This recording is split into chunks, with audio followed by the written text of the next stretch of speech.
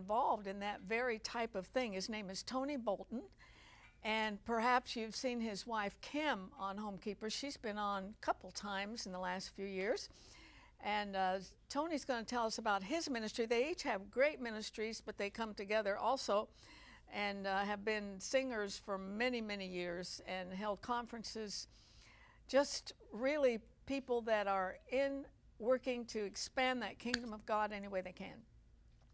And Tony has a ministry to men, a very unique ministry.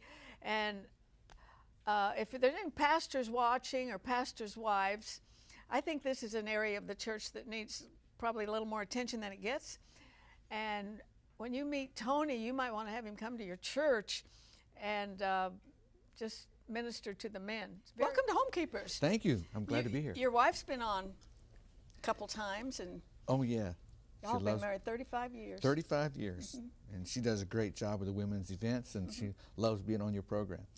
Well, we love having her, and what a heart and what a heart to teach. I'm sure she's made such a difference in hundreds of women's lives. It's exciting, yes. So good for her. Now, the two of you started out as singers, right? Yes, yes.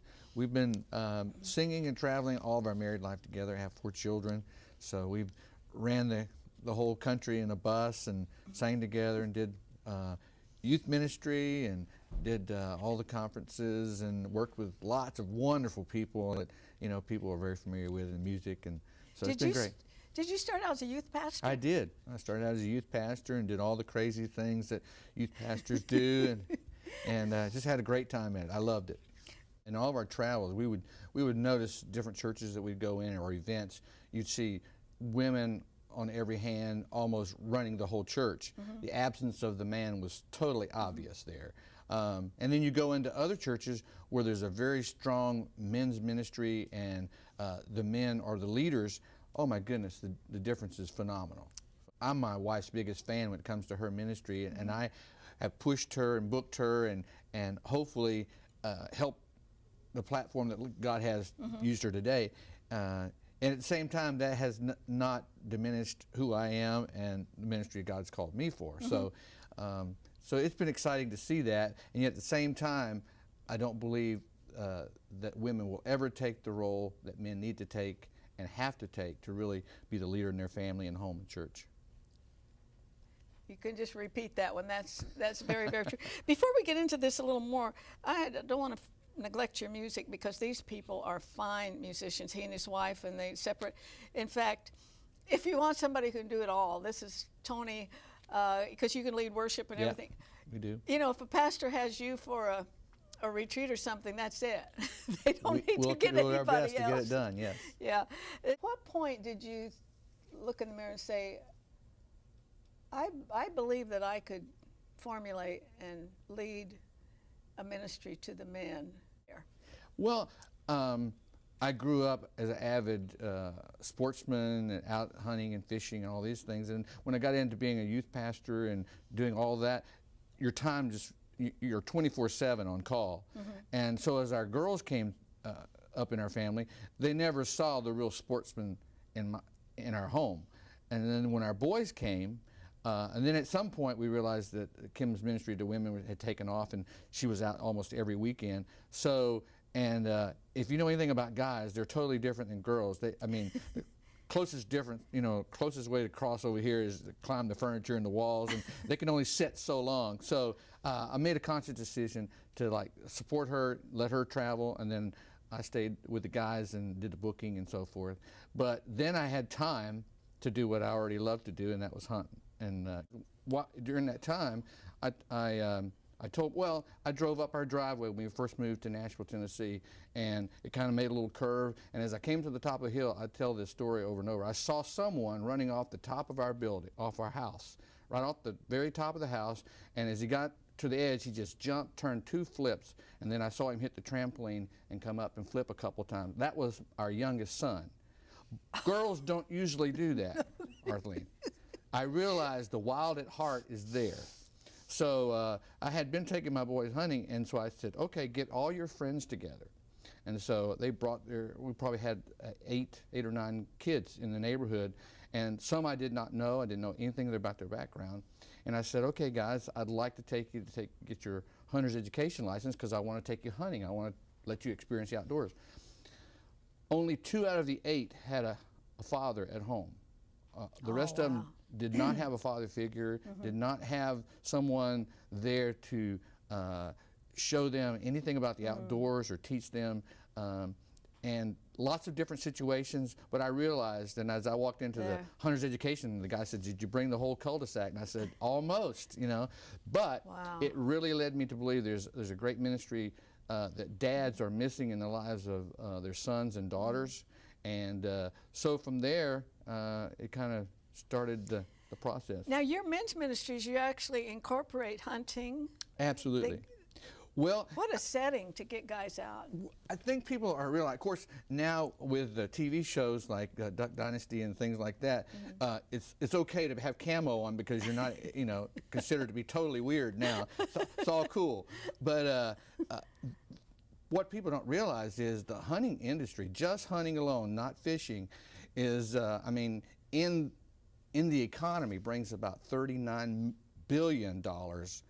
Billion with a B. Billion with a B. And we have about 20 million hunters. That's more people hunting than play baseball, or athletes that play baseball, athletes that play soccer, and athletes that play tennis. There's more hunters out there. So, and out of that number, about 89% of them are men, 10% are women.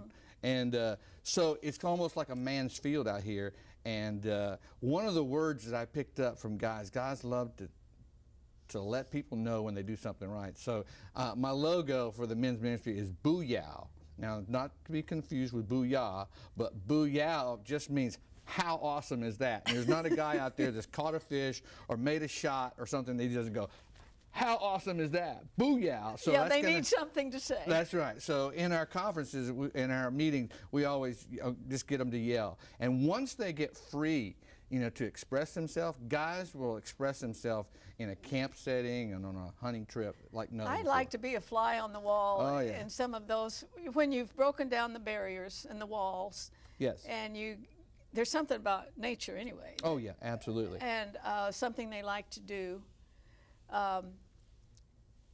What kind of results do you see in men? Do they come in all? Oh yeah.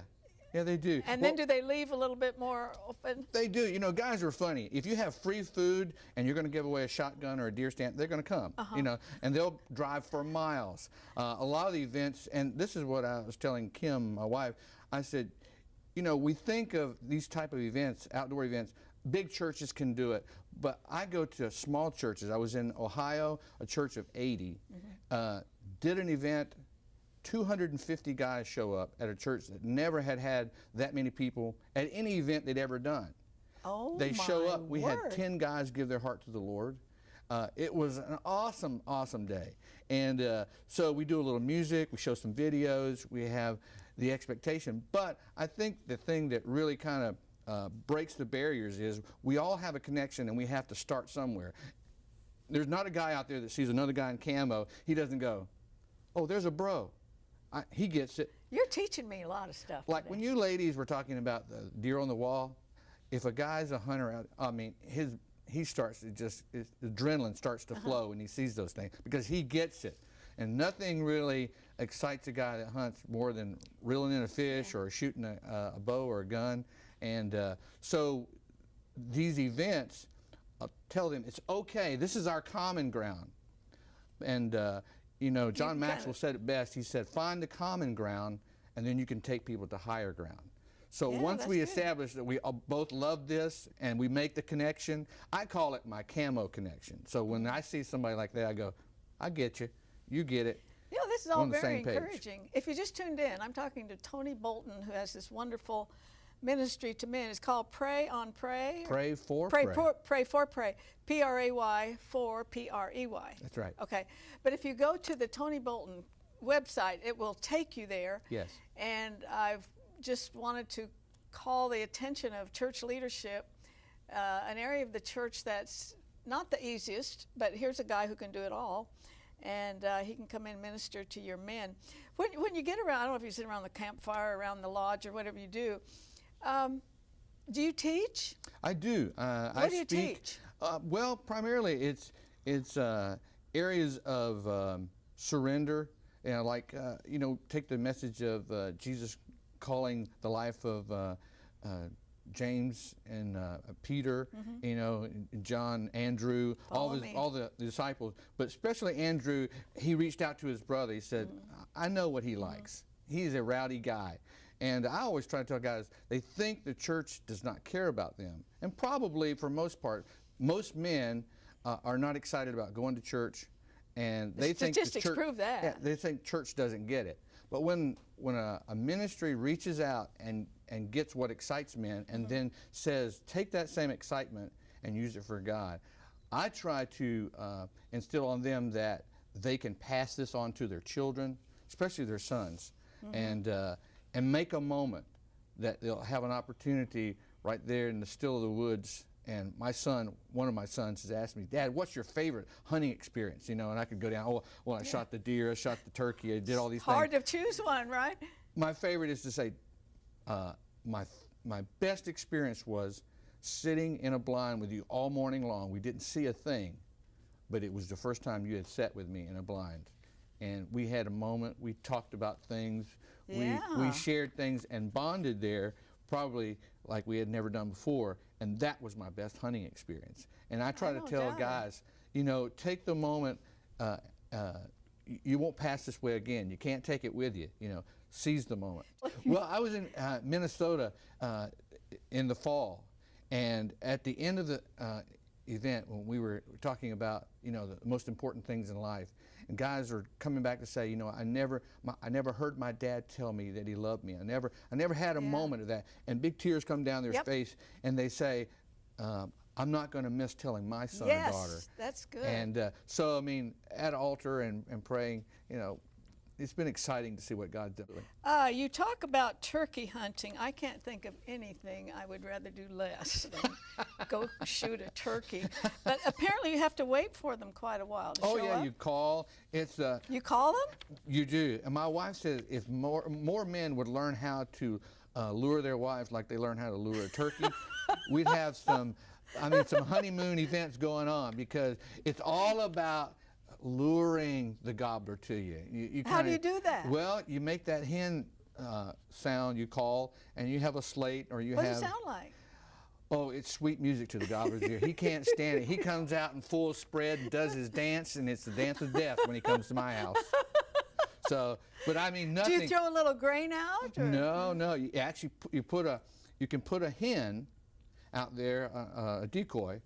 And when you start making that sweet music she does, the gobbler comes and he puts on the show, does his dance, and says, "I am here, booyah." Bang! And that's right. And that's the last thing he remembers. But you say when it comes to shooting turkeys, which I never dreamed in my television career that we would talk about this, be patient, stay with it, don't give up. Yes. So that could apply to a lot of things. Absolutely. Patience, with people that you take hunting, people that in your family, your marriage, your relationship with the Lord, and like when we go and do conferences and so forth, people are at all different stages in their journey for the Lord. Some are further along, and if you're just love them and talk to them as you remember you being right where they are. They're a brand new Christian. They're just starting out, and just love them and be patient. Churches are always looking for new avenues. We keep doing the same thing and we want different results. But here's a whole avenue of people there. If there's 20 million hunters out there, there's an audience waiting to and we're out of time. Yeah. But it's been fun. Hey, join me next time. And remember, there's no higher calling than that of a homekeeper. God bless you.